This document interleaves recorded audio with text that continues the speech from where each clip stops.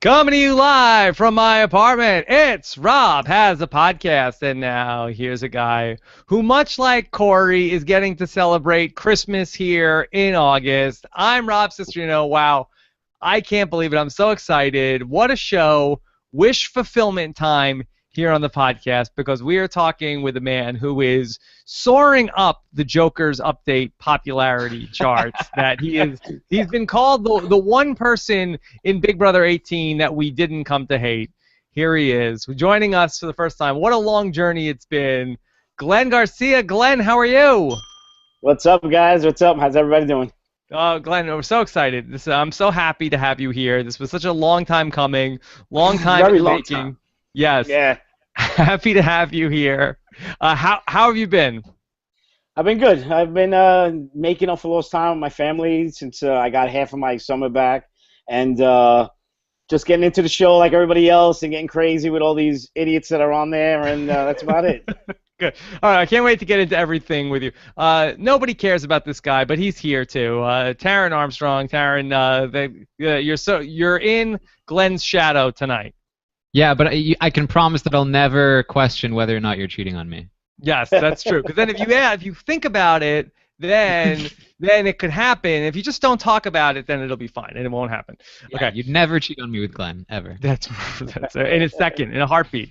So we're going to get into everything, and then we got lots of updates over the weekend from the live feeds coming up later on. We're going to get your questions as well for Glenn, hashtag RHAP, and again, on our YouTube channel at robisawebsite.com/YouTube. All right. Glenn, so just take us through all of this, and what's been your experience, since you've gotten out of this house. You got to be in the battle back, you've come home, you've seen all this, so just take us through a little bit of what it was like getting back up to speed on everything. It's pretty surreal. It's pretty hard. Like, you don't realize what kind of damage sequester really does to you because you really are lost, and you're like... It's crazy. It's even worse than being in jail, because in jail you still could get a phone call and you can still watch TV, and we couldn't even get anything. So it was pretty bad. Yeah, worse than jail, sequester. I hadn't even heard that before. Yeah, it's horrible. All right, so Glenn, I know you have been doing a bunch of stuff. I saw on Twitter that you were at a viewing party hanging out with the Big Brother alumni. So you're like fully integrated into the Big Brother world now? Yeah, I guess so. There was a few people that had really good, some good alum, but it wasn't major. It was only about a handful of us, but it was still fun. It's cool to watch it with them. Okay. So, Glenn, how much of this Big Brother 18 have you seen now since you've been home? I really only picked it up from when I got home. I really didn't go back to... I saw, of course, the first episode because I wanted to see my daughter and see what everybody was telling me about how I really did beat Corey, and they still didn't... want to show me the feeds like that, but yeah, I'm pretty caught up. I've been watching since then and weighing in on a lot of things. What an alternate universe this would be this summer if that Corey went home on that fateful night, and what would this game be like, Glenn? Oh, completely different. You wouldn't see James, and you wouldn't see Nat, and you wouldn't see Nicole, because I was going right for the vets right away. So definitely the vets would have been out a lot sooner if I had it my way, which I think it would have been, because I already had my game plan laid out and everything was running smoothly for the time that I was there until the twist. So who did you have in your pocket? Who did you have ready to go to take out the vets? Well, as soon as we got in, I got a real quick, strong bond. It was me, Jose, Bronte, Paul, Victor, and Natalie. That was my 6 that I clicked with real quick. And we already had a game plan on getting the vets out, and we already, it was in place. Everybody agrees to it. And which vet was going to be your first target? Well, it had to be, James was safe because I was on Victor's team. Nicole was on my team, so one of us was going to be HOH. So it was probably going to be Day and Frank. Okay. Wow. It would have been a whole different ball game, Taryn. Yeah, if you had stayed instead of Corey, like, how would you have handled that decision-making process after the competition when you were deciding who was going to be HOH? Because I already said I was taking it. It was already deemed I was taking it. So you would have been the HOH. I was HOH, definitely, Nice. because Corey was like, oh, I don't know if I want blood in my hands, and Tiffany was like, I don't really want it, I didn't really want it. I was like, I'm taking it. That's it. It's case Yeah. closed.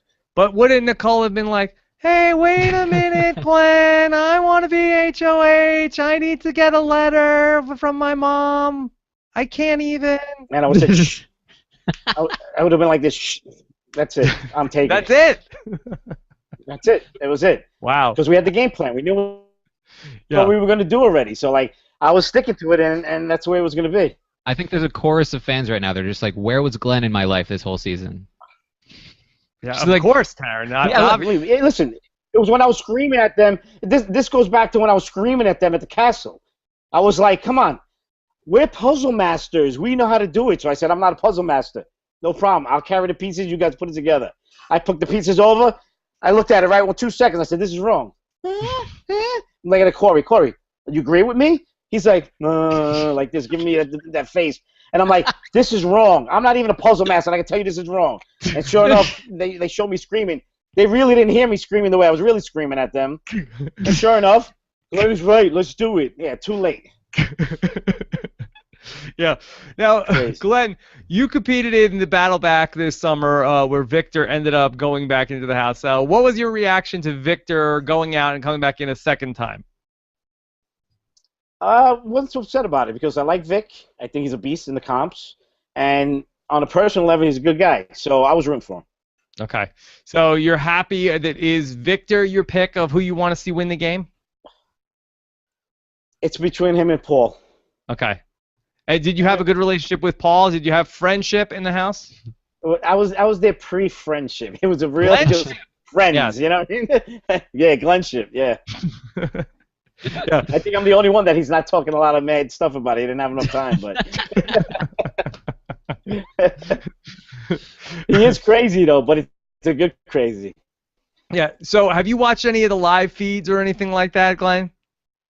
Yeah, some I'm not on it like most people are. I do have a little 9-year-old that takes up most of my time. But when I can, I do watch, and I watch some of the After Dark. Yeah. So whatever I could squeeze in, I can squeeze in. But yeah, I'm in it. Yeah.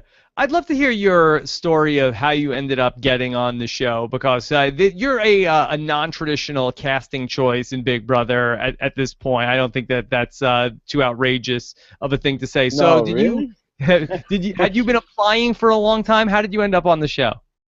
I applied one time. That's it. I applied. I applied because last season my family and friends told me I couldn't do it. So I said, yeah. I asked my mom. I said, Mom, think I could do this? She was like, you can't do that. You're too much of a flirt. And I was like, oh, really? I asked my girl, can I do it? You can't do it. You got too much of you're too hot-headed. Everybody kept telling me I couldn't. On the season finale that day when they said, anybody thinks they can get on, get on a Big Brother, go to the website, the whole schmeal. I went right down, did my 20-second little video, and that was it. It took off from there. What'd you say in the video? I basically, because they want to know who you are and why do you think you'll be good. And when I told them about what I did in my past, being a narcotics detective, and now that I'm a mobile dog groomer in the business, I said, when you meet me in person, you'll get my transition from kicking ass to cleaning ass. And they fell in love with it. Cleaning ass? Oh, my God. So,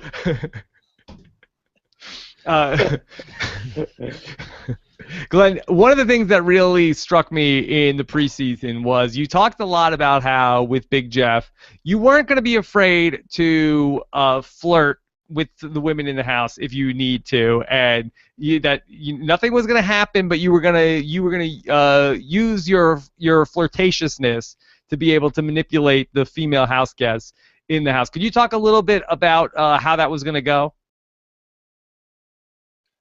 I was just gonna, when I seen somebody that I tweaked their interest and maybe they thought they liked and they gave me a little flirting.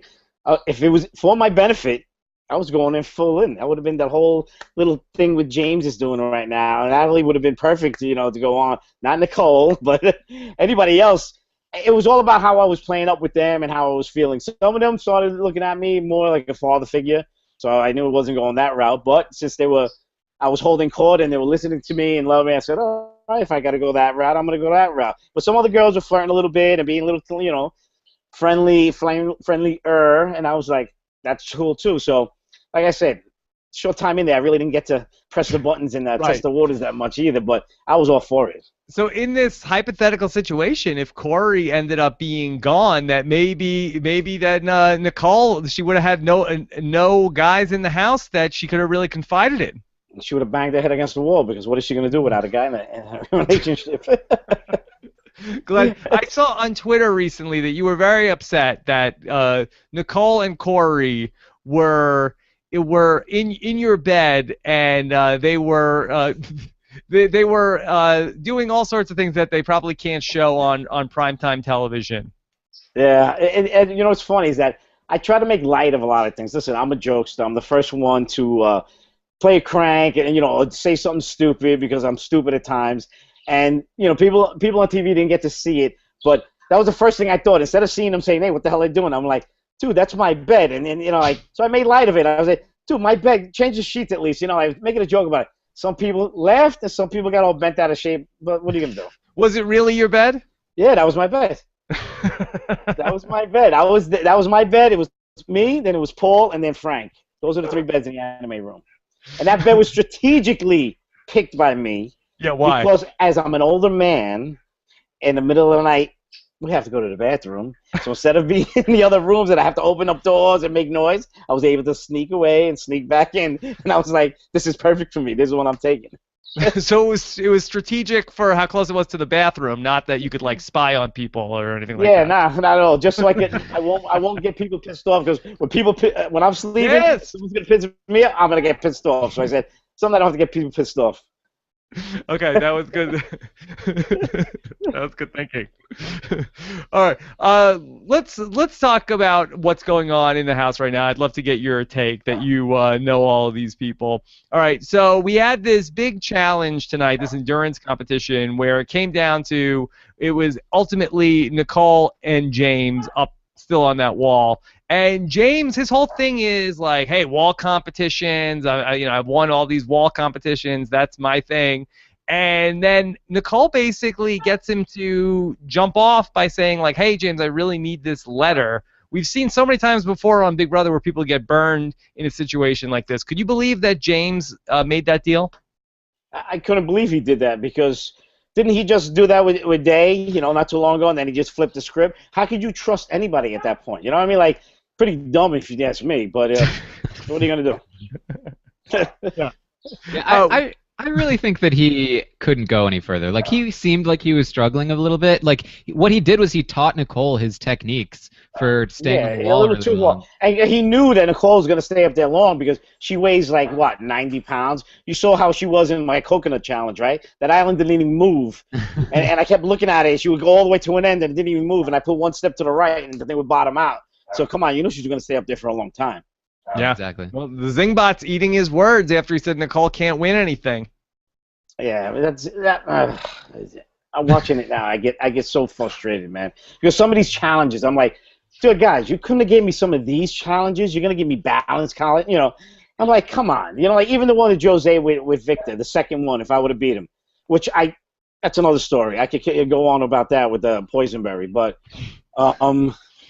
it's just. I don't know. I get frustrated. What can I say? Well, go. We're there. Talk about it. So in the battle back, you took on Jose, and it was the Poisonberry, right? That would empty them all out. First of all, I'm an idiot because I opened my mouth.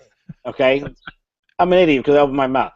Ready to do the game and to do everything, and I'm like, there is any questions, and I'm like saying to myself, my game plan was, I'm taking the Poisonberry, and I'm gonna walk over and I'm gonna hang out, and I'm gonna let Jose just run his ass up and down till it gets to 9, and then I'm going to pop it in, figuring I'm going to get tired out, and then I'm going to be able to. Then I'm going to hustle. I'm going to get going. So right away I say that. Oh, then let us confer. And then we're like, oh no, you're going to have to. You can't hold the berry. You're going to have to tell us when you do. Like everything I was asking the questions, it was to my detriment. And then Jose was like, oh, that's a great question. That's a great question. I'm like, what an idiot. I opened my mouth. Like I should have just done it. And if the game's going on, then they can't tell me, oh, you couldn't do this, you couldn't do that. So, like, I kick myself in the ass for that. Yeah, you got to ask forgiveness, not permission in the Big Brother house. It's Yeah. good that you thought of that though. Like I think that was your optimal strategy there, and I mean that was a difficult comp to begin with, but it's a shame they didn't let you do that. Like you should have been able to outsmart Jose in that competition. That was my plan. I was going to do that. I'm going to go for one, then come back, then go get the berry, and just hang out and let him walk back and forth. And he would have been like, "What the hell is he doing?" And all that. And I would have been like, and then when he got, I would have popped it in. Then I would have started hustling. Like I never fell. He fell, but it was hard as hell. But of all people, that's the one guy that I don't want. Him or any girls on that competition, and that's who I got. And then, so if you would have beat Jose, do you think you could have gone the distance and then beat out Victor? I know the next one with Victor, listen, I play sports. I'm into it. I think I would have been better bouncing balls than Jose would because I just think I'm more into, as far as sports goes, I would have been much more inclined than he is. And I thought I could have done that challenge. So who knows? It could have anything else other than balance. I think I would have been doing good in. Yeah, and then through Bronte and Tiffany, you could have done it. What a story it would have been! But even better than Victor getting back in twice. Yeah, it would have been. It would have been something. I definitely had a real high hill to climb, but I was in for it, man, and I was ready for it. And I just kept saying to myself, dude, give me something with strength. Give me something with memory. Give me, I've been watching Big Brother my whole life, and I'm going to say to myself, you're going to keep giving me these stupid balance competitions. I'm like, dude, like, I'm saying to myself, I can't believe it. Memory, anything else, I would have given him a run for the money. And it's still, with Jose, I think I got it in on time, and they're telling me that he got his 10th in before me. So, it is what you could do. It just bothers the hell out of me. Yeah, I know. Glenn, you got such a raw deal going back to this. They're going to vote somebody out, or whoever loses competitions. That's not Big Brother. You get voted out of the house. I said that as soon as I went in. I said, listen, I didn't sign up for the Amazing Race. I signed up for Big Brother. And my social game was my game. Like, I was figuring I was going to do like half these other moves. I was going to lay low for a while and not do good. Even if I could do good in a competition, I was going to wait halfway and then just drop and do whatever I had to do and then show what I can do later on. That kind of competition, I didn't want to show that I could keep up. And then, like, when I got off and I lost, even the guys when saying goodbye to me, they were like, damn, Glenn, I didn't think you had that in you. And I was like, yeah, I didn't want to show nobody that, but I had to try to stay in, Glenn, you seem like you're so intense, though. Would you have been able to lay low and be under the radar for a couple of weeks?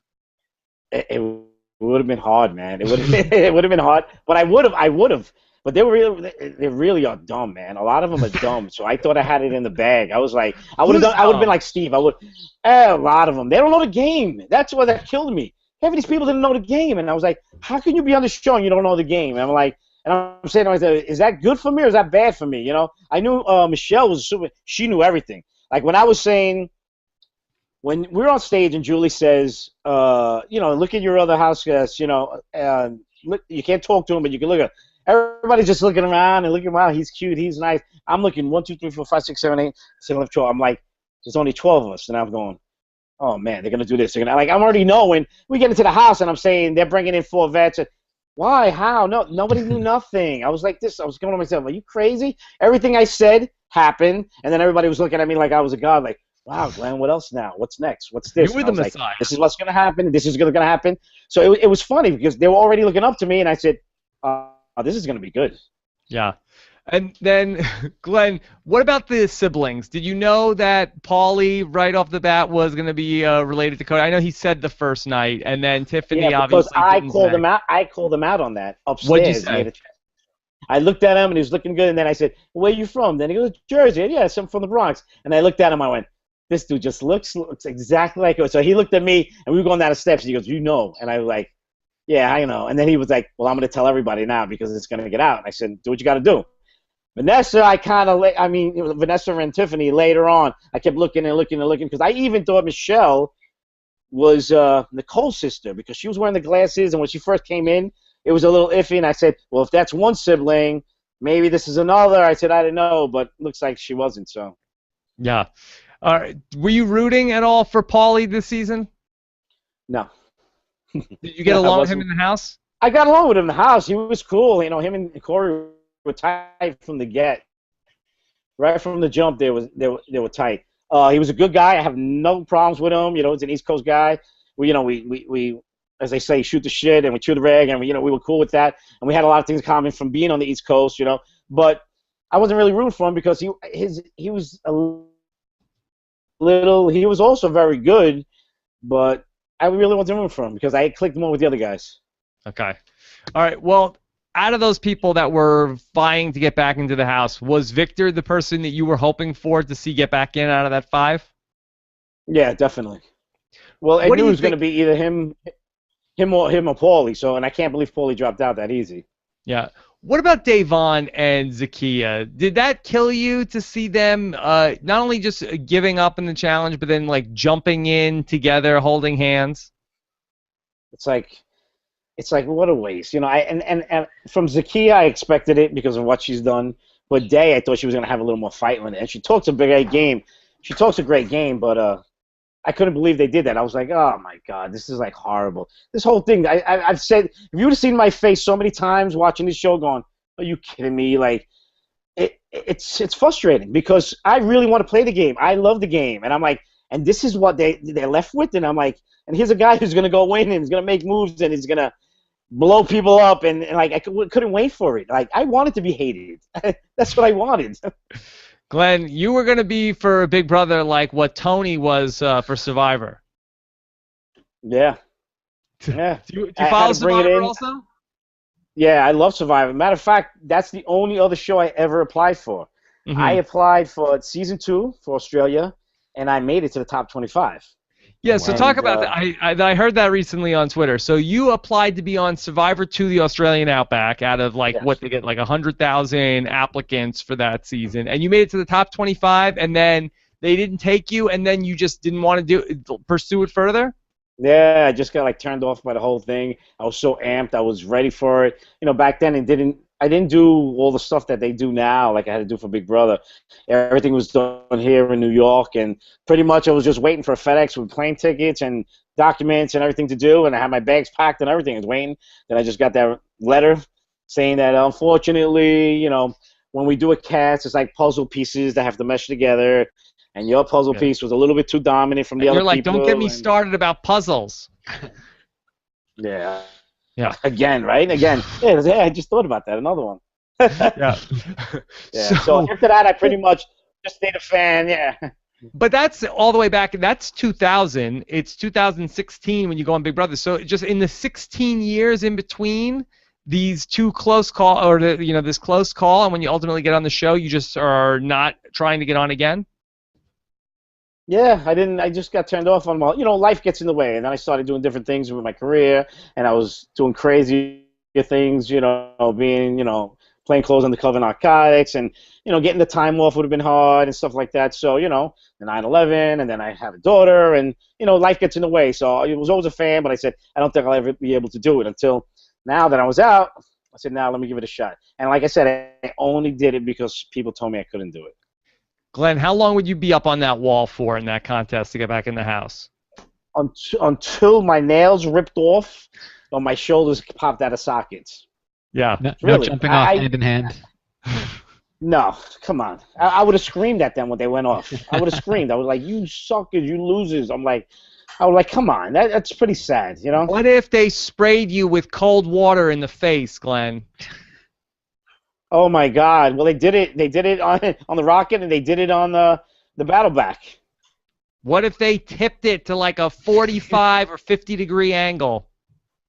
Listen, you're gonna hang on as long as you can. You're gonna do what you got to do to win the game. That's what it comes down to. I'm telling you, my fingers would have had to dislocate. I can't. It gets me crazy. I can't take it. All right, so Victor ends up being the Sacrifice person. everything I sacrificed. Yeah, Victor ends up coming back and being the And I'm person. surprised he fell too. Victor, that he didn't become the HOH.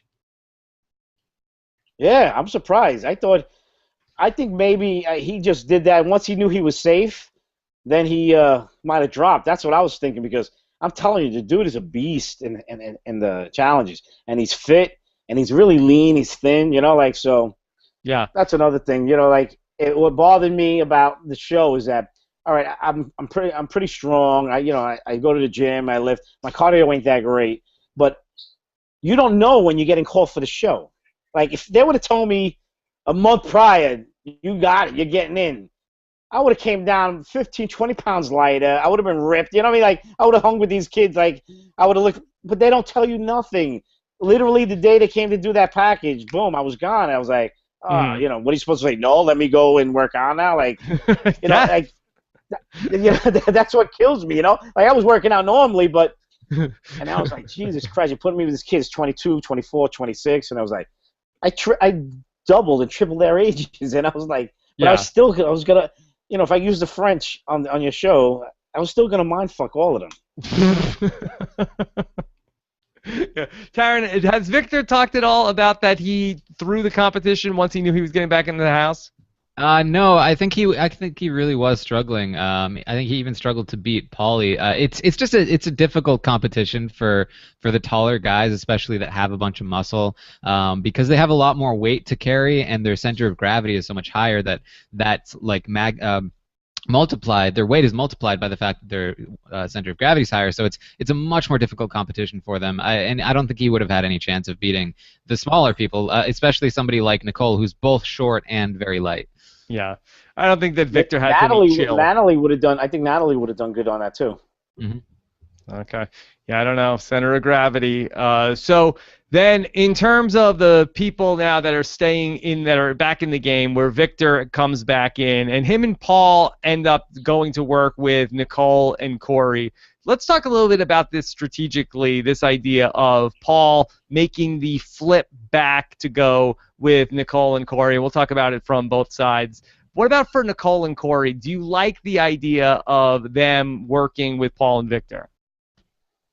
I think they really have no other choice. I think when Nicole said, "Well, let's maybe stay with a stronger team because if they know the next challenges they're going to win things," it's safer for them to have them on their side than against them, because James and Natalie ain't winning jack.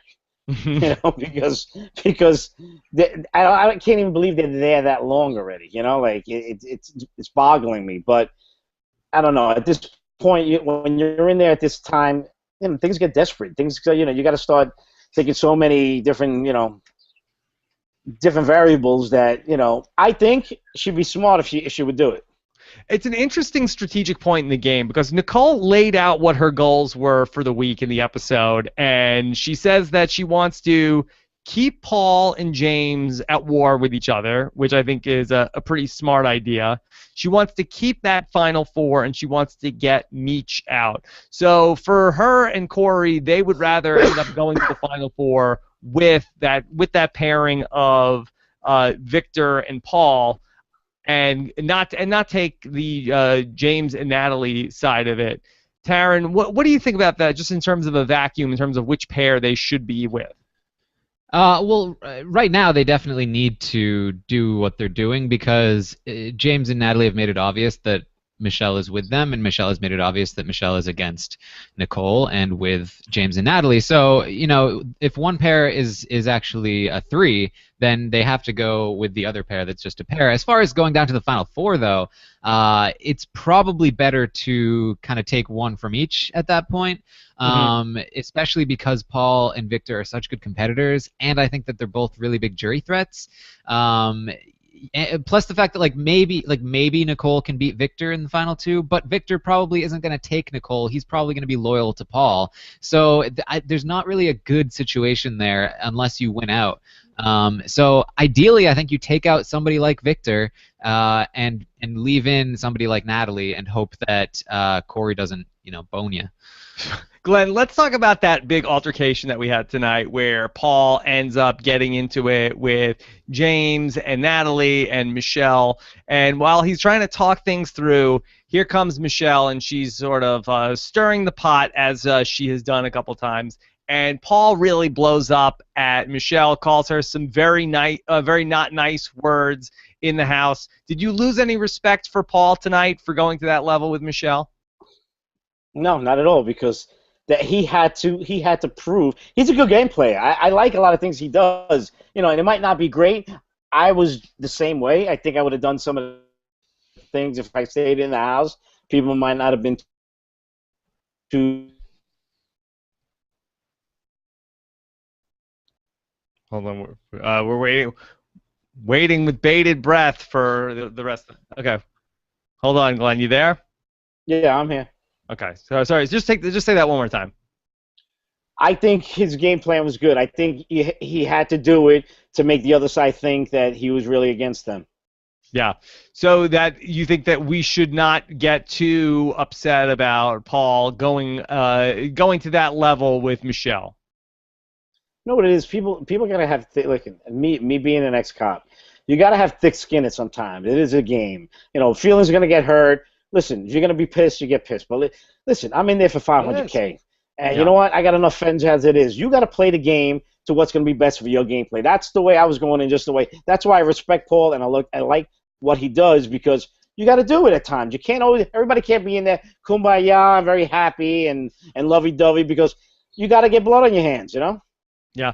Well, then the outcome of that ends up being where then Paul ends up rattling James and Natalie to the degree where he's saying that, okay, you put me up on the block, and James is like, what? I didn't make this decision. And then Paul's like, yeah, right.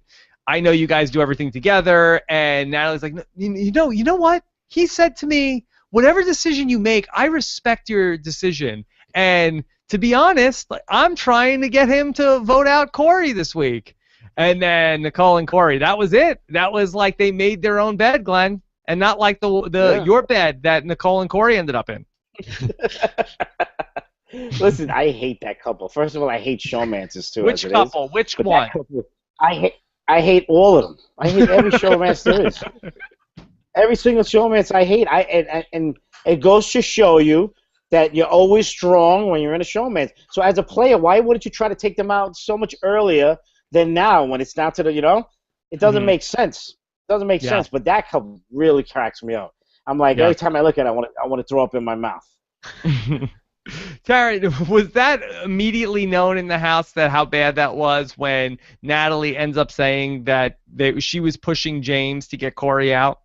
Not really. James and Natalie didn't really catch it too much, and Corey and Nicole didn't really let on that they had really been offended by that. Which is good on them. It's partly why James felt so comfortable with Nicole that maybe if he could have stayed on the wall longer, he did drop down. So in the moment, it wasn't like this big drop the mic moment where everyone was like, oh, what a mistake you made. They just kind of rolled over. So, Glenn, I love that moment after the challenge was over where Natalie was like really upset with James about how he didn't win the challenge. And she was like, I'm not mad. I'm fine. I'm fine. I just thought that maybe that, you're the guy that wins all the wall competitions. I just thought maybe you could have won that competition. That's all. And that was great. So passive aggressive. I loved it, Glenn. That was perfect. It just cracks me up. It just cracks me up. It's like both of them crack me up. It just I don't even know how they're both still there. It just I don't understand. Yeah, I don't know what to say. It just cracks me up because I'm gonna be really disappointed if we go up on the block, James. But it was totally your decision. Like, I totally respect you. I trust you. I trust you to make the right decision. But I don't think it was the right decision. But it was definitely a good decision on your part. Yeah. And he's saying, right? She said she's gonna keep the deal, so it'd be okay. It's like, okay, fine, I guess. Well, I just thought you could have maybe. I hope he just comes back to bite them in the ass so hard. Yeah, because he's not. Listen, that kid. We lost that kid this year. He's not playing himself at all. All he's doing is playing for her love. Come on, it's like, and for a fact they're not going to be together after this is over. Come on. Hey, Glenn, come on. I thought you were romantic. Yeah, I'm a realist too. Look at her, look at him. Come on. Hold on. So you're saying that James and Natalie aren't going to be together? They're together on the show. Yeah. And my toothbrush is still there too, right? What does that mean? Glenn, come on. James and Natalie, I think that Jadalee is going to live happily ever after. It looks sweet. Listen, to me, it looks sweet. It looks real romantic. It looks like a Cinderella story. But they're from two different worlds. So when it comes to reality, listen, I'll be shocked. And if they are, more power to them. I'll be happy for them. But I just really think this is all game. Hey, they've kissed like twice already, so yeah, Glenn, getting pretty serious. Glenn, yeah. And It's I'm glad you guys see it the way I see it, and everybody else when they ask me on the street. Glenn, will you walk Natalie down the aisle at her wedding with James? Oh my God! If she asked for me to do it, who knows? I'm a good guy. If it's true love, I'm all for true love. But really, But not Nicole and Corey, not at Nicole's wedding. I think they'll get lost on the way to the chapel. All right, Glenn, Find their way to your bed again. Yeah, right. All right, Glenn, we had America's Care Package show up again. First off, do you like how America's? Yeah, how about that? Give Who me the voted care for Corey? Who voted for Corey? I'm like, how is that possible? I'm like, everybody always, throws these speculations that the games are rigged and all of that. I'm like, no, it's only up and up. I've never seen anything in my whole time, Like, who voted for Corey? Like, come on, are you serious? That was the last person I thought would 20 get it. votes on Corey, Glenn. Oh my God, are you crazy? I'm like, I can't believe that. Can you guys believe that? Can you? Yeah, listen, this is what Nicole could believe it. This was her tonight. I feel like you're just so loved by people outside and inside of this house. I hope so. Yeah, you're so loved by people outside and inside the house. I was shocked when I heard that. When I heard that happen, I go, no, really? And they were like, really? I'm like, no way. I'm like, really? I was like, I couldn't believe it. It took me like 5 times. I thought everybody was pulling my leg. I'm like, who voted for him? I think we need to put you on this case, Glenn. We need you to track down these people that voted for Corey and expose. Yeah, the best thing I saw on Twitter was they were like, didn't you see Glenn? He's still in the house. He's the one who throws the parachutes over the roof. Yes. Glenn, what do you think of the idea of the Big Brother bribe? Do you think that this is a good addition to the game, that Corey can give somebody $5,000 to do something? It doesn't at this point in the game. It really doesn't play. I think they should have done that sooner and made something more serious now. Like, I don't really see how. Truthfully, since he has a relationship with Nicole, I would just give it to her. Since they're going on a trip together that she won, hey, why not suspend the money?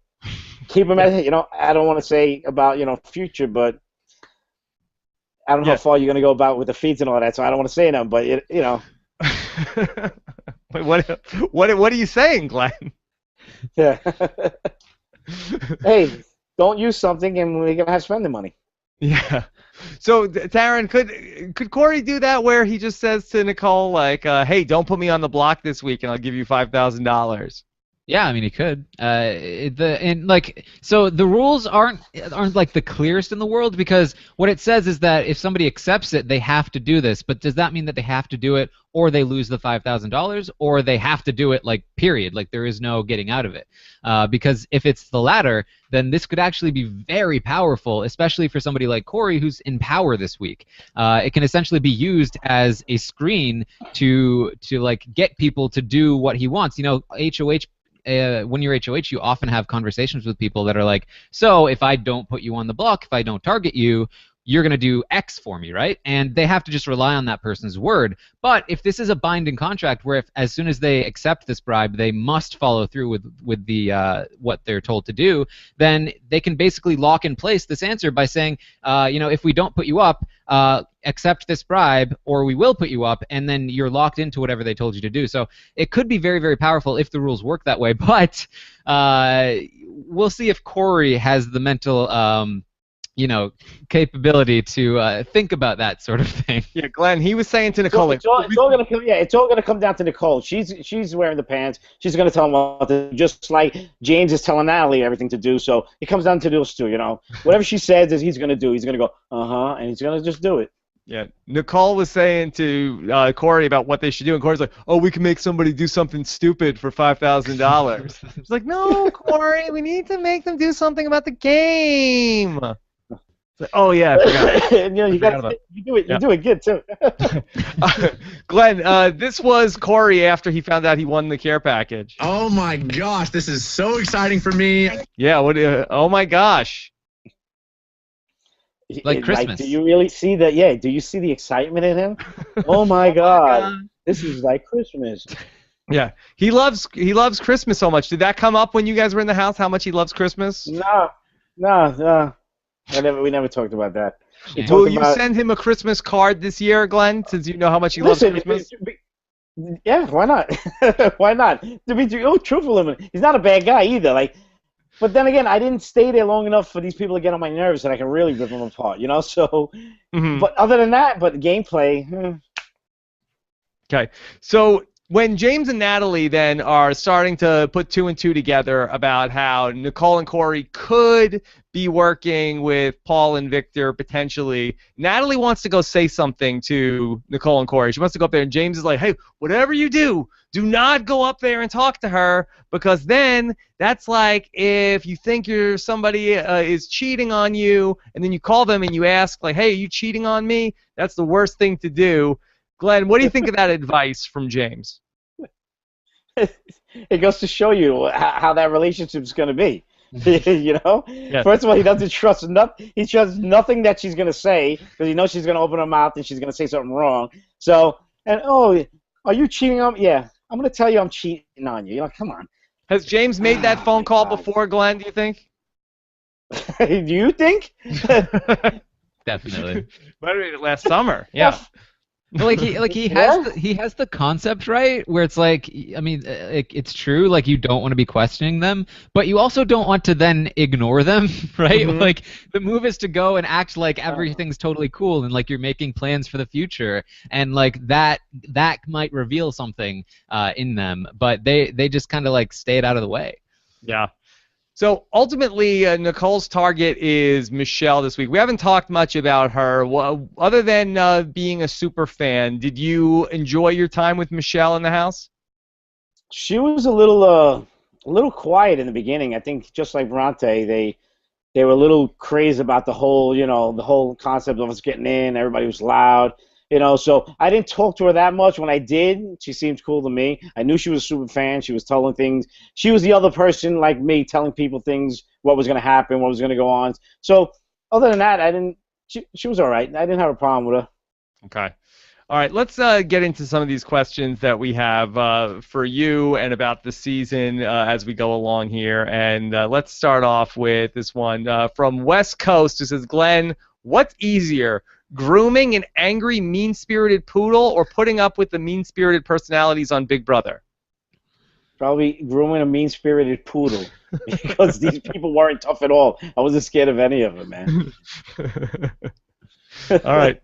This is from Fat Tyson Apostle. How do you feel about Day and Zakiya quitting? We touched on that a little bit, but just if you speak for all the people that are in that from the first battle back and dress down Zakiya and Davon.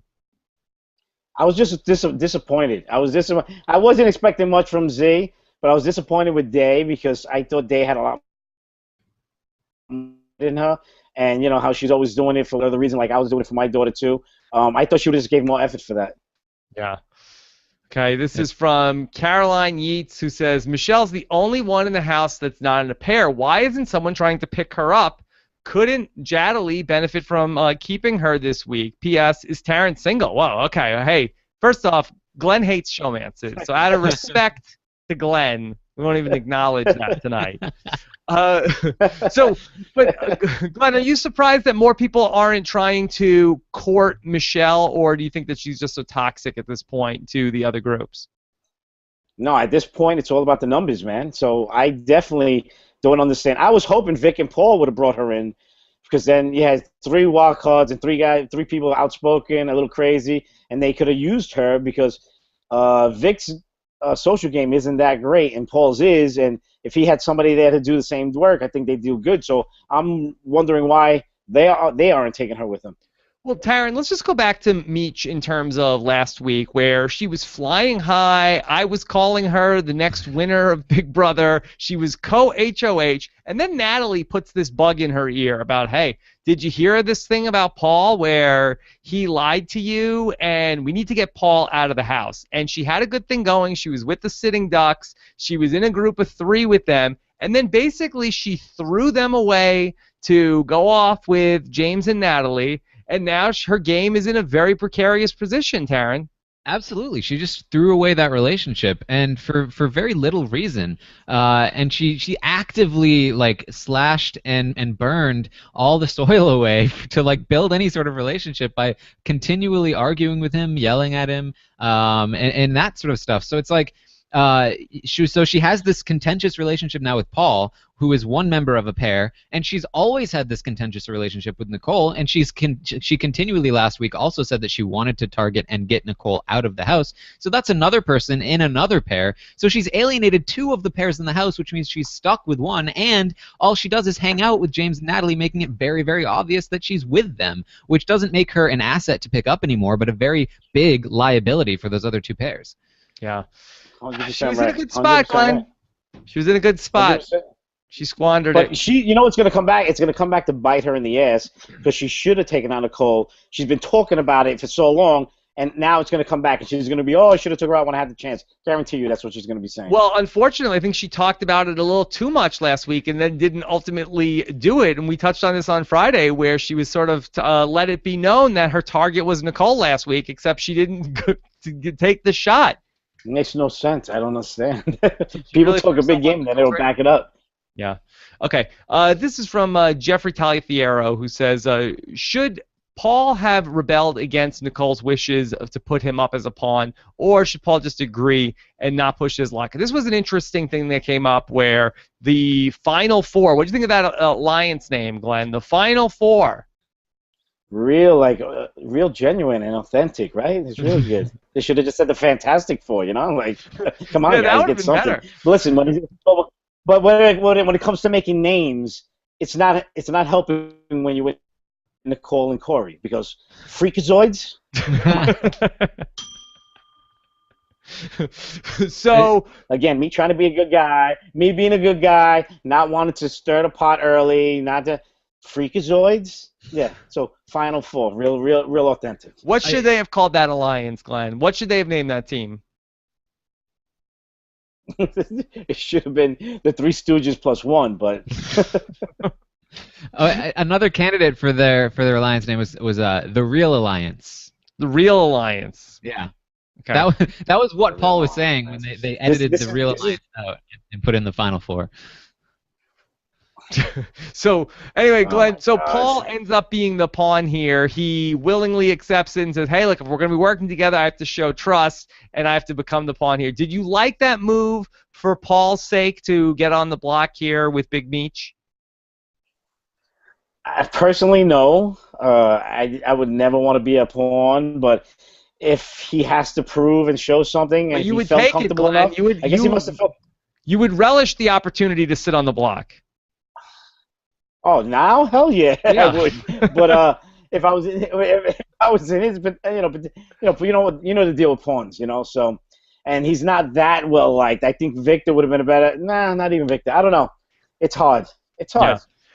Well, they really control a lot of the votes this week because Corey is going to vote and Victor is going to vote. So you have to feel like out of the 4 people voting that they're in a good spot to protect Paul. And then also Nicole would break a tie in that scenario. So I think that Paul could feel pretty safe in that spot. Normally, I don't like that move, but you feel like you would really be able to control. You'd have to have Nicole and Corey flip back to start working with Natalie and James at that point for Paul to really be in trouble.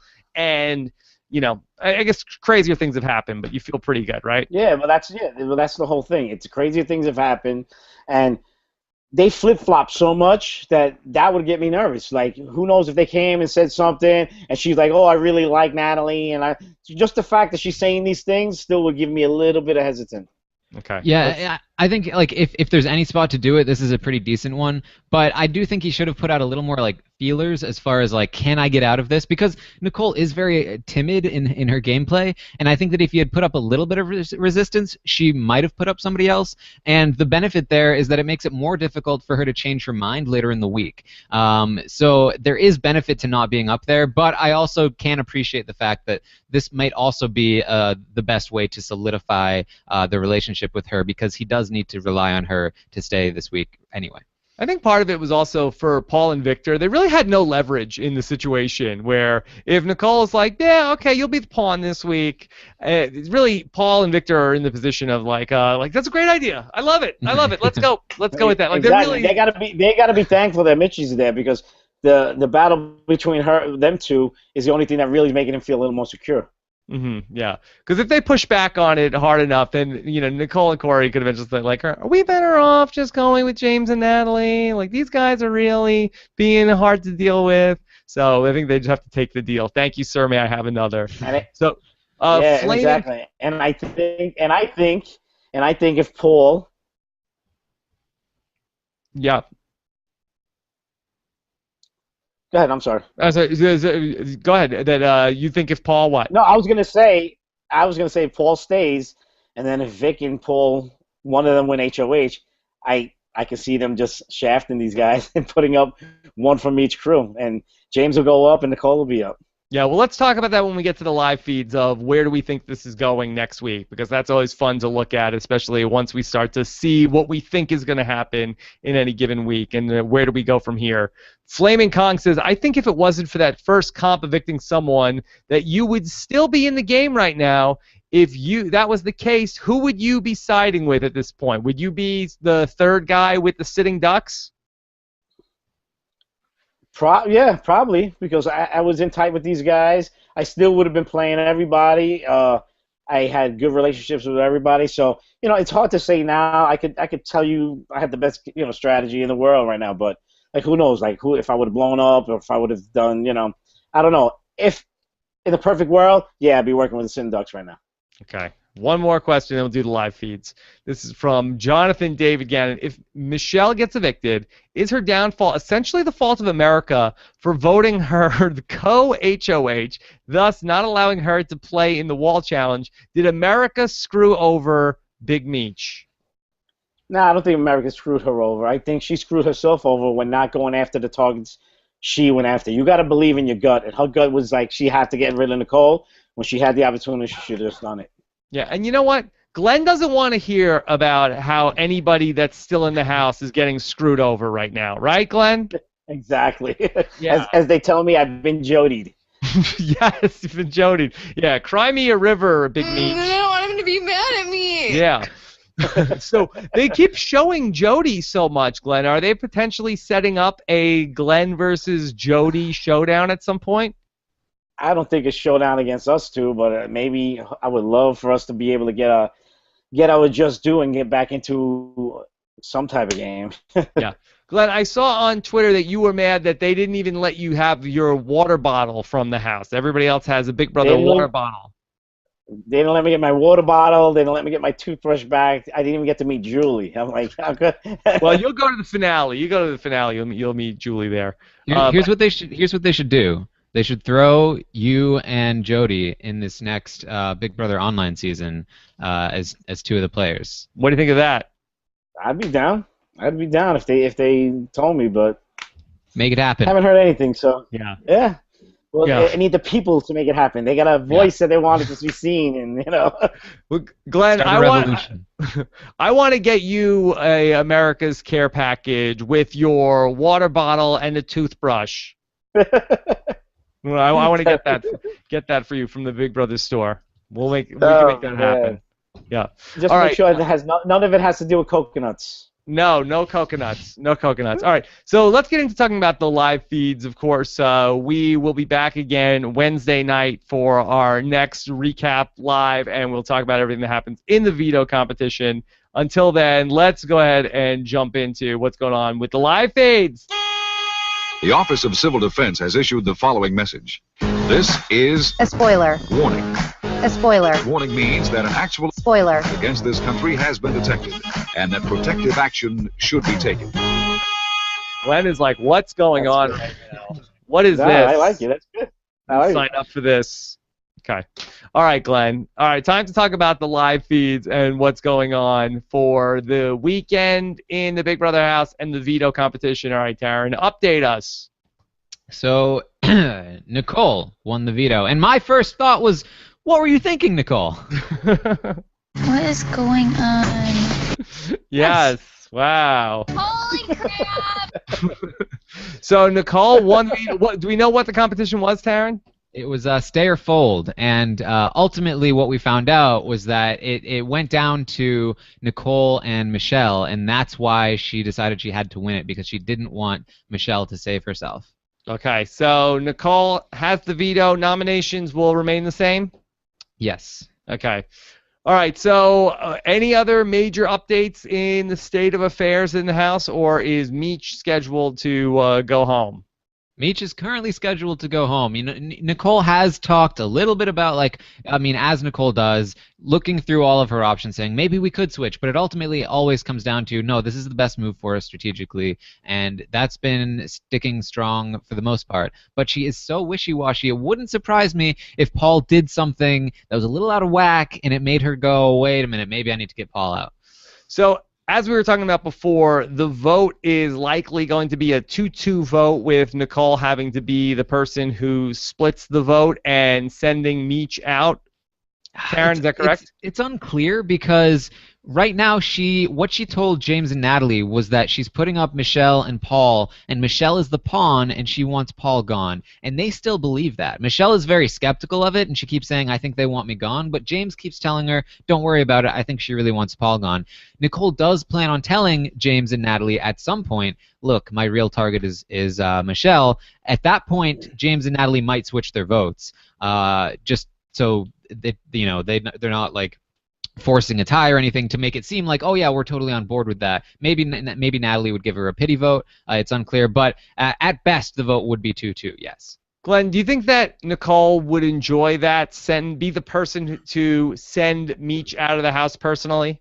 Yeah, I think she's thriving for that. I think she wants that since the get. They've been going at it for a long time, so I think definitely she'll have a big smile on her face when she does it. She actually was very nervous about being put in that role. She was really hoping that Victor would win the veto and take Paul down, so that she would be forced to put up James or Natalie, and then it would be like, oh, I'm so sorry guys, there's nothing I can do, we just got to send Michelle out, because she doesn't want to be put in that position where she's making some sort of big decision, especially if it seems like it's going against James and Natalie. So I mean, it's pretty in line with Nicole's game, and definitely understandable, but definitely didn't work out that way because she won the veto. So, Taryn, at this point in time, do James and Natalie just still have meetings with Nicole and Corey, or they're still under the impression that Final Four is still in place? They really haven't been talking to them much. They've been noticing that Nicole and Corey are spending a ton of time with Paul and Victor, and they're like, what's up with that? That seems weird. We just don't think about it, Nat. We'll be okay. It'll be fine. We just don't think about it. Yeah, that's basically it. Like, meanwhile, Paul and Victor are up there in the HOH. Surprised about that too. Yeah, they're up there in the HOH making fun of Nicole and her like 1 or 2 student class size. The yearbook would be 1 page. And they're hanging out downstairs, just the 3 of them, talking to themselves, talking about how, like, oh man, it would really suck if we got screwed. Yeah, do something about it. Yeah, Glenn, won't it be great though when Natalie figures out that they've been had and she really just like reams James out, like, you had to get off the wall, didn't you? You couldn't just win HOH. It was so easy. You and your wall. And I love how I also love how he's already proclaiming that he's going to be America's favorite player. Like, he thinks he has that in the bag already, this guy. Yeah. I'm talking to America's favorite player. How about that? That's it, baby. Let's do it. James said, I think for sure that I'm at least going to be one of the names that Julie reads out as one of the options for the top vote getters for America's favorite player. And that's another thing that's boggling. But hey, Corey won the package, so yeah. Yeah, we have no idea. We can't predict how these votes are going to go. It's like a Brexit every single week. Nobody knows exactly. Like, the polls say one thing and then something else happens. We don't know. We don't. Yeah, exactly. It's crazy. Polls are rigged. And, it goes to show. They should. Everybody should. Yeah. I can't talk about it. Even though I'm moving up on Jokers, I'm like, Yeah, I where was in are this show you for at 4 right things. now? What's the, I think he's at number 8 right now. hey, that's halfway, the top half. I think I was 6 yesterday, so like I Oh, see you're the title more dropping. than After tonight, you'll be you'll be back. I hope so. I do think you'll he's on the drop rise. after it's this. funny. It's funny. Yeah. If there are any Jokers members that listen to RHAP, let's get a push for Glenn. Let's get him a little higher. Yeah. Make America great, That would be. Glenn. Yeah. And I love that how people America's favorite. how they all storm me and tell me I'm a Trump supporter. I never even said that. All I just said is that they were both idiots in office. I said, and I just hate politicians. I'm like, so yeah, you're I the said, same if anybody way about politics that you are about Big Brother, that they're all a bunch of idiots that are out there, right? Jesus Christ. It's just All right. Let's do a couple more questions too. Vincent Duncan says, do you think the way that Vic has battled back twice and now Paul has made some enemies this past week could be enough to compel a jury to vote for Victor over Paul? Glenn, if you could vote Victor and Paul in the final two, who would you cast your vote for? Ooh, I think I would go Paul. Paul. I think I would go Paul. I think I would go Paul because Paul stayed in. He's never been evicted. Even though he's battled back, and you got to give him the credit for being a comp beast, I think it's still the whole idea of the game is never to be evicted. And I think that would weigh more. He did what he had to do to stay in a game. So I kind of feel like I probably would lean towards Paul. Yeah. Karen, how do you feel like the jury would vote if it was ultimately Paul versus Victor? I do think that Paul would take it, but I think it could be close because I think that a lot of those jurors are definitely rooting for Victor, and the fact that when they were told that they were going to be battling back into the house, they were all saying, "Well, I hope it's not Victor we're against." It says that they have a lot of respect for him and his competition prowess. It's just going to be a matter of whether or not they value that enough to say this matters to us more than Paul's ability in the game. And I think it could really come down to just like how upset are they with Paul when it comes down to that final two. You know, let's look ahead to next week, where I think that Nicole and Corey are in a really incredible spot here because if we have the next HOH, if Big Meech does go out of the house on Thursday, as we expect, if the next HOH is Natalie or James, you got to figure that it's going to be Paul and Victor that go up on the block. Or if Paul and Victor win HOH, you got to figure it's going to be James and Natalie going up on the block. Glenn, do you think that Nicole and Corey are safe next week no matter what? I think no. I think if Victor and Paul go up, if one of them win HOH, I think what they'll do is they'll split it. I think they'll put up James and they'll tell Nicole that you're just a pawn with hey, if it happens, it happens. Either way, it's a win-win. Yeah, what do you think, Taryn? Do you feel like that? And then barring, then if you put up James and Natalie and then James wins the veto, you have to put somebody else up, and who knows how it could go. But do you feel like that in the initial nominations that the pair of Nicole and Corey are safe no matter what? They should be, and this is the strength of this move because it sets them up really well. Things don't always work out that smoothly, though. James and Natalie could feel so betrayed that they think, you know what, we're going to put Nicole and Corey up on the block anyway, even though Paul and Victor are bigger threats. Or the fact that Nicole won HOH and then veto could tell them, oh, maybe she's been throwing competitions all season and she's really, really good at them. Maybe she really is a bigger threat than these other two guys coming in these last mental comps, and say maybe we do need to get rid of them. So it really could go that way, but theoretically the way that it's set up, you're right, they should be safe, and I would expect them to be under most circumstances. Okay. Taryn, a lot of people are asking about there was a drone incident in the backyard today. Could you elaborate a little bit on this? Yeah, so there was a drone that was flown over Glenn, the house. did you hear about this? Yeah, I saw pictures of it. Okay, all right. So Taryn, what's going on with the drone?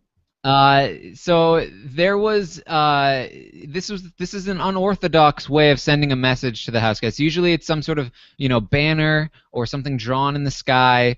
In this instance, there was an adult pleasure doll I'll call it, that was attached to the drone, and they attempted to get this over and dropped into the yard, and it had a message written on it that was just like complete gibberish.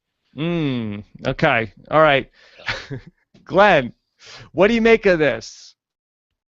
Who's responsible? I have no clue. I don't know what it is. I have no clue. I just seen all the little the add-ons that people have been putting on the faces on there, and I've just been cracking up with it. So Taryn, there was an inflatable doll that was attached to a drone. Full size. A full-size inflatable doll. Yep. Anatomically correct inflatable doll that was sent a female doll. Yep. Okay, that was sent into the Big Brother backyard with gibberish written on it. Is this like the work of Dexter? Maybe. The message was like JUR8, BBS18 number 1. So some people are speculating maybe it was like Does that code mean anything to you, Glenn?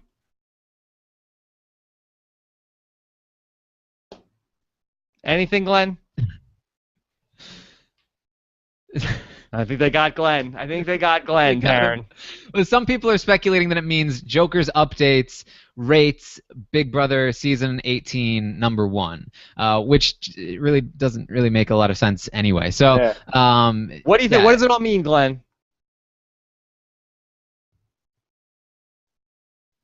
Do you have any clues, any inklings? No, I wish the drone would have picked me up and dropped me in the yard. Yeah, should the. Oh my, it's a wild Glenn. Yeah, quick, get him. This time you have to drag me down. Yeah. I think the best part was as soon as Michelle saw this, she booked it inside. Like she was running for her life, and she later said that she thought it was a bomb that was going to be dropped on them. Oh my gosh. Right. Huge target. Big Brother backyard. Did it make it into the yard? Did it make it in, or did it just hover over? I think it was flying over. It never made it all the way in. But the feed's cut, so we won't know for sure. We don't know what happened. Yeah, that is crazy. I mean, we've come a long way from flying airplanes with banners to landing drones with blow-up dolls. Tennis balls, right? Didn't they have tennis balls being thrown in and stuff like that? Yeah, all sorts of different things. Okay. Back in my day, we used banner planes, not this newfangled technology. Not these drones with blow-up dolls. All right. So. All right, Casey K says, on the feeds, did Natalie, James, and Michelle even talk to Nicole from the show tonight? It looked like a dumb move on their part, not even trying to talk to the HOH. Yeah, Taryn, we pretty much confirmed that, right? Yeah, I mean, like, they did talk to them, just not, nearly as much as Victor and Paul did. Yeah.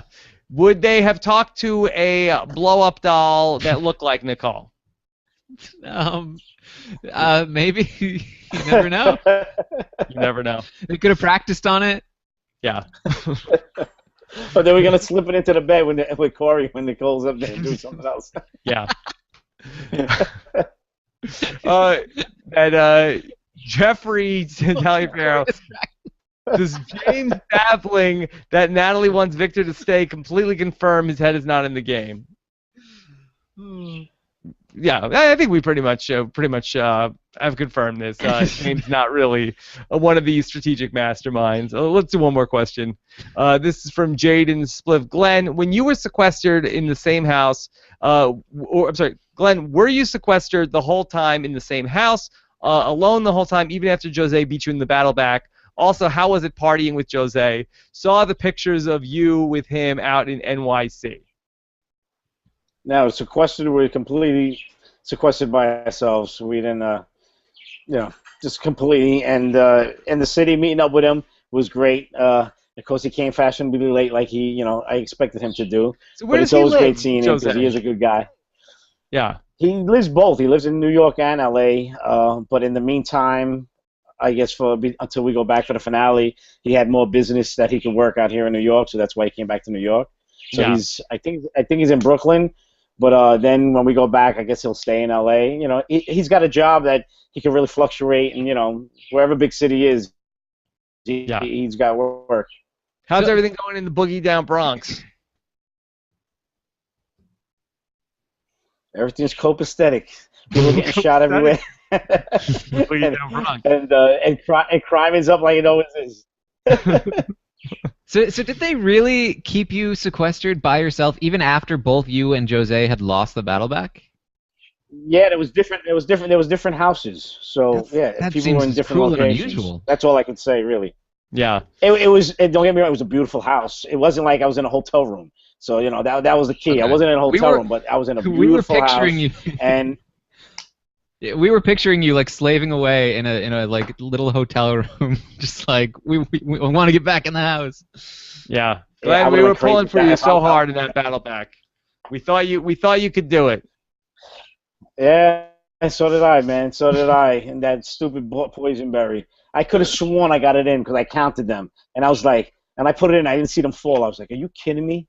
I was like, "This is like we have to look at the tape." So I actually stopped so they can look at the tape again. At 2 photo finishes, about the, and I was like, "Are you kidding me?" I was like, "Yeah." Yeah.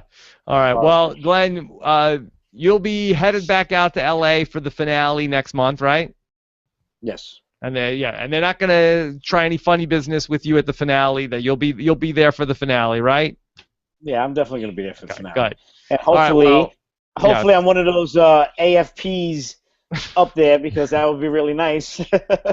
Yes. All right. Well, right now you're looking at the number 8 person on Jokers. More popular than people in the house like James, Big Meech, Nicole, and Corey. Corey has dropped to, he is last in the Jokers update poll. Taryn, make sense of this. Oh, He's last of the players left in the house, right? Or is he just completely last? Of the players, only Zakiya, Jose, and Paulie are lower than him. Yeah, I mean he's gone up a little bit, I think, in the recent events, just because he's now working with Paul, and I'd expect him to maybe even go up a little further. But here's what I don't understand. So that we had this contest on Thursday night, and vote for America's favorite player in the game right now, and no winner care package. Voting opens at 12 midnight Pacific time and goes. So the only people that could have, don't tell me that some casual fan is getting up at 3 o'clock in the morning to go start voting for Corey, because at that point they're not a casual fan, that when they're waking up in the middle of the night to go and vote for Corey. So you have to imagine that it's the live feed watchers that are doing this. Yeah, the theories that have come to me basically say like there were twofold things that happened, right? One is that Paul and Victor split the votes with each other.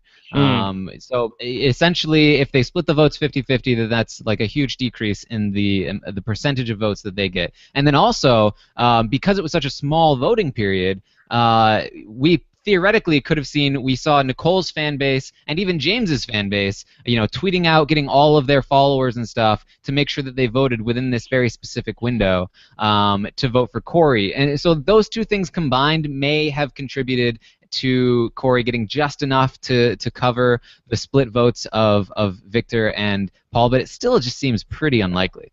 All right, Taryn Armstrong, the Nate Silver of Big Brother polling. Thank you for that breakdown. And what, Glenn, do you buy in any of that? No. Nate Silver, if I can do the explanation afterward and never get a prediction right before. They should just show the numbers. It's just hard to believe. The other ones I could have expected. That one was I was blindsided with that one. Yeah, total blindside. All right, Glenn, this was so much fun. I'm so glad that we were doing this. That are you gonna watch the Big Brother digital season if you're not on it? I'm a fan. I probably will. Okay. All right. Well, Glenn, I'd love to talk to you as much as you want to come on and talk about these shows. You gonna watch Survivor Millennials versus Gen X? Yeah, definitely. I called it Millennials versus Glenn's Eggs. Hey, listen, but let me ask you something. Wouldn't I have been good on that show with the people my age? I'm like, you couldn't have said, hey, maybe not this one, but we got another great one for you, and I would have been loving that one. Yeah. What do you think about these millennials that you were battling in the house? I don't even know what to say. I don't know what to say. They didn't know the game. They were young. I was like so much older than them. Like there wasn't even nobody close to me. So I'm curious on how the conversations would have went. I think it would have just been. I remember one time I'm taking a shower and there was a bunch of people in the bathroom and they were talking about schooling and they said, Glenn, when did you graduate high school? And I was like, 1984. And they were like, I think 6 out of the 7 people in the bathroom were like, we weren't even born yet. And I was like, oh, great. I said, I'm going to have such a great time here. Did James play any pranks on you when you were in the house? No, and be honest with you, I told James, I first got there the first day, and he did nothing funny. And I was thinking of him always this clown. And finally, the day that I was going for my final competition, I said, you know something, James? I go, you're a front. And he goes, what do you mean? I go, you're a front. You haven't made me laugh yet once. And he was like, oh, you got to give me time. I was like, yeah, all right, whatever. Yeah. I was like, okay, whatever. Yeah. Glenn, were you upset when you found out you missed the Ziggy Marley concert in the backyard of the Big Brother this summer? I was so upset. You could have been right there with Ziggy Marley. Listen, I love reggae. I was there. Didn't you see the cutout? Oh yeah, that's right. Do you at least get to keep the cutout? That cowboy outfit? I don't get to keep anything. I get 2 pairs of shorts. That's about it. All right, well, Glenn, this was so much fun. So glad that we could get you to come on here and talk about all this stuff. Yeah, it's a pleasure. I wanted to be on your show for a while. I'm just glad that the powers that be finally released the clinch. Finally let it happen, and I had a great time, man. Okay, Glenn, do you have a hashtag you want people to use that as they listen to the podcast to tweet about? Let's go with America's favorite player, BB-18. Okay. Let's do it. Okay, well, so what is it, Glenn for AFP? Glenn for AFP, or yes, or some people have been saying yes, we Glenn. Yes, we Glenn. I'm with Glenn. We can split it by political party. Yes, we Glenn, and make America great Glenn. America great, a Glenn. I'm telling you, before this, I'd never been on Twitter, and since I've been out, it's like the best reading material there is. It cracks me up. Okay. Now, of course, I want to mention this. So you're on Twitter now at GlennBX is you on Twitter, and Glenn, it's now Glenn you with 3 are N's. So Glenn with 3 N's BX, and you have recently become verified on Twitter. Now, how did this happen, Glenn? Because I've been on Twitter for like 7 years. I've been doing a podcast a day for the last 4 years. And Twitter has said that they will never verify me no matter what happens. If I tell you, then I'll have to kill you. Okay. Well, I don't to be honest that. with you, be honest with you, I really don't even know, man. To be honest with you, I really don't know. I started getting a lot of feedback, and all of a sudden, I got this email, and I was like, wow, I'm verified. I didn't even know what it meant. Yeah. I didn't even know, and all of a sudden, I see everybody being pissed about it, and I was like, oh, I guess it's a big deal. all the haters, don't listen to them, Glenn. Glenn, tomorrow I have, so I got this drone, and I have a blow-up doll that I'm flying into the Twitter headquarters that says verify at Rob Cesternino. I'm going to fly that baby in there and then land it right in Twitter headquarters. It's crazy. With 3 N's BX sent me. Yeah, exactly. Tell them I sent you. Say don't let us bring the boys over from the East Coast over. Where are you? Yeah. Are you on the East Coast or West Coast? I'm from Long Island originally, Glenn, but I'm out in L.A. Oh, okay. I'll be coming back. How hot is it? I'll be coming back in a couple days to go visit my family. Oh, it's real hot here. Look at me. I'm burnt. Yeah. All right. Well, Glenn, this was so much fun to get to talk to you. Hope this was a definitely. Am I gonna see you guys at the finale? You gonna be around? They won't let me into the show, I bet. But maybe that week when you're here. That's a tough ticket to get, Glenn. The after parties. The parties are always better than anyway. Yeah, so. We'll see what we can do. Maybe if we can get in, hopefully I get to see you while you're out here. All right, Glenn. Thank you so much. Of course, you can catch Taron Armstrong as well on the reality TV Happy Hour with special guest host Mike Bloom tomorrow, right, Taron? Yeah, and also American Ninja Warrior. I do that recap podcast, and they're about to start the national finals in Vegas. It's a really great time to start watching if you haven't checked it out yet. It's the finals. It's the best part of the show. You don't need to have seen anything before it. Check it out. We have a lot of fun, Lita and I, talking about that show. So come watch us. Okay, Glenn, what about American Ninja Warrior? Could we get you on that one? Yeah, that'll be funny. See if I can fit in that outfit. All right, well, good stuff. Thanks so much to Scott St. Pierre behind the scenes. That we are going to also have tomorrow our Australian Survivor coverage. That I think that we're normally going to do that on Tuesday because we now added a third Australian Survivor. Glenn, could you imagine watching Australian Survivor? Oh my God, with those accents, drive me crazy. Oh no, Glenn. You think my accent's bad? Come on. Yes, Australian Survivor recap coming tomorrow. Taryn, I think we might have we might be double booked on that one. Oh yeah, the happy hour. Yeah, I think so. I think that we might be going head to head in that time slot. Unfortunately, Yeah, sorry, we'll be taking away all your listeners. Yeah. Well, we'll have all the Australian listeners who won't be following what's going on the Big Brother Happy Hour on Monday night. So, Stephen and I, that the plan is 7 p.m. Eastern for that. Is that what time the Big Brother is going on as well?